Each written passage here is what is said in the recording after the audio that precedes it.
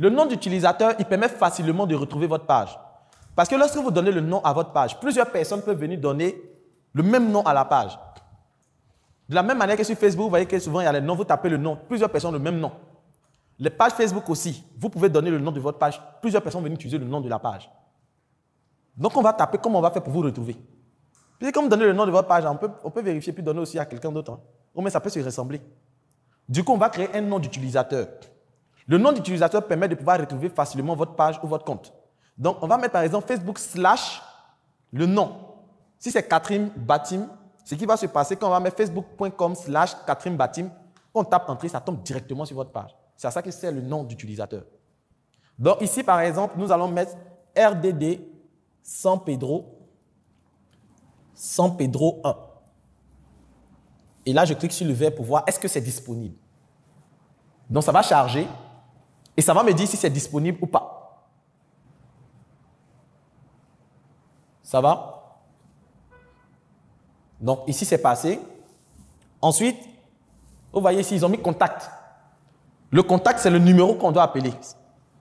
Le numéro qu'on doit appeler. Quand on vient sur votre page, on doit avoir les informations. Quel est le numéro qu'on doit appeler? Donc là, vous mettez le numéro qu'on doit appeler. Ensuite, numéro WhatsApp. Donc le numéro qu'on doit appeler n'est pas forcément le numéro WhatsApp. Mais si c'est le numéro WhatsApp, c'est bon. Et ça, moi, je vous le conseille. Il faudrait que le numéro qu'on va appeler, ça soit aussi votre numéro WhatsApp. Pour que si c'est injoignable, on peut vous écrire aussi sur WhatsApp. Donc là, moi, je vous conseille de mettre le même numéro au niveau de WhatsApp. Ça va? Adresse email. Est-ce que vous avez une adresse mail? Est-ce que vous avez un site internet? C'est ici qu'on met toutes ces informations de votre page. Juste en bas, ici, vous avez adresse. Donc, vous pouvez mettre la ville. Donc, la personne est à San Pedro. Donc, San Pedro. Donc, San Pedro. On voit plusieurs San Pedro.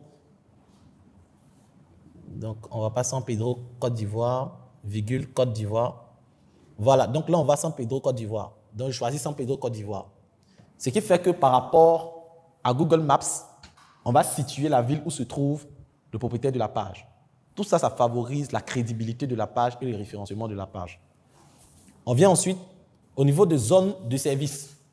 Zone de service, c'est un élément important. C'est-à-dire que si vous avez plusieurs représentations, vous pouvez nommer les différentes représentations où vous vous exercez. Dans nous, notre zone de représentation, nous avons des représentations à Yopougon.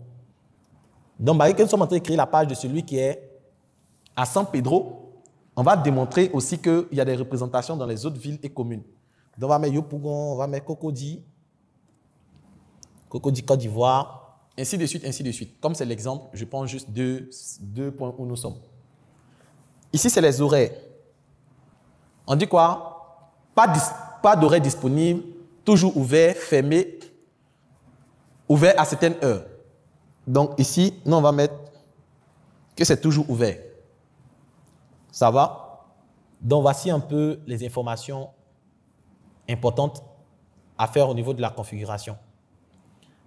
Un autre élément aussi qu'on va voir, c'est que si vous n'êtes pas seul à gérer la page, que vous avez des amis avec qui vous devez gérer la page, comment faire pour les mettre aussi administrateurs de la page pour pouvoir gérer la page?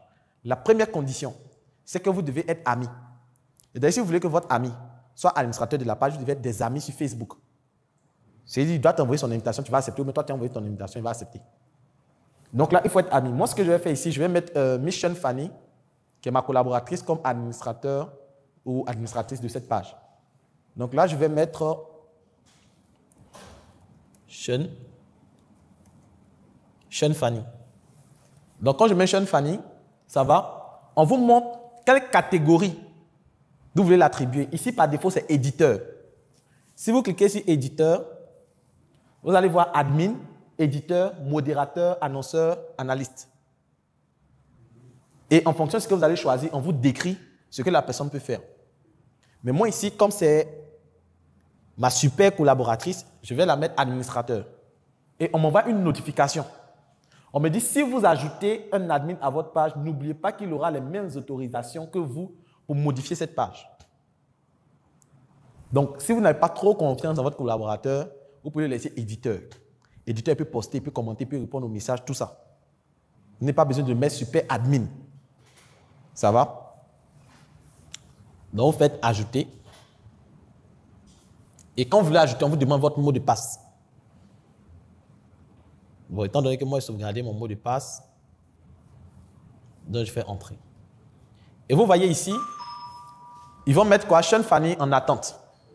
Donc, ils vont lui envoyer une notification pour qu'elle confirme. Et lorsqu'elle va confirmer, elle va pouvoir faire quoi? Elle va pouvoir gérer la page aussi comme moi. Ça va? Elle va pouvoir gérer la page comme moi. Elle pourra faire des publications sur la page, tout ça. Ça va pour tout le monde? Super. Donc, Miss Fanny, tu peux confirmer depuis ton poste. Et une fois que c'est fini, voilà. Donc là, nous avons la page. On revient sur la page.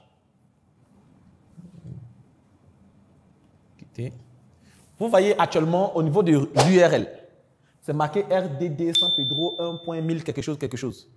Ça va? Étant donné que nous avons créé un nom d'utilisateur, vous voyez, ils ont mis quoi? @RDD San Pedro 1.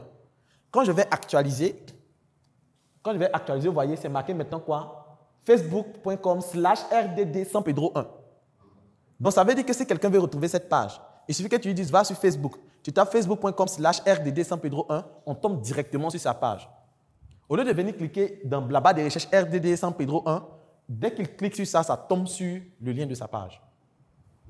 C'est pour qu'on donne le nom à la page. Donc, ça, c'est le côté nom de la page. Maintenant, on va voir comment on fait les publications. On va faire une publication simple et on va voir comment on fait des publications programmées pour clôturer la formation de jour.